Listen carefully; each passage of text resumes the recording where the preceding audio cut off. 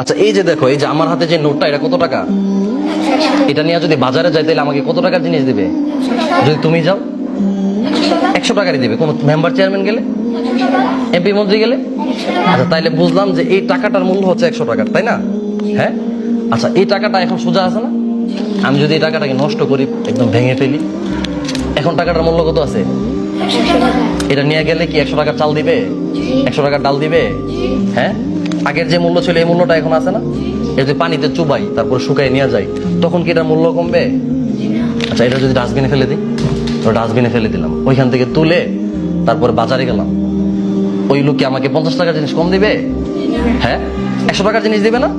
তাহলে সামান্য একটা টাকাকে তুমি যতই আঘাত করো, মুচড়াও, বলটাও, ভেঙে ফেলো, নষ্ট করে ফেলো, এই টাকার ভ্যালুটা যদি না কমে, তাহলে তোমাকে আমাকে কেউ একটা কথা বলে, একজন মোটো বলছে আমার ক্লাসের এক ছাত্র, সে মাগরিবের আগ পর থেকে আসার আগ পর্যন্ত পড়ে নাই, সে কান্নাকাটি করতেছে, তার শরীর কি কোনো দিকে কমে গেছে?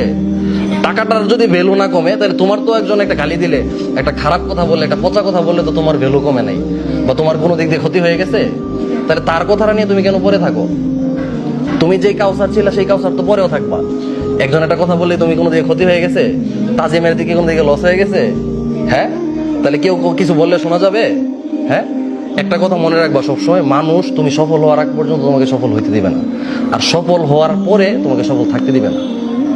কথাটা বুঝছো? খুব গুরুত্বপূর্ণ কথা, আমি আবার বলতেছি, তুমি সফল হওয়ার আগ পর্যন্ত মানুষ তোমাকে সফল হইতে দিবে না, আর তুমি সফল হওয়ার পর মানুষ তোমাকে সফল থাকতে দিবে না। এমন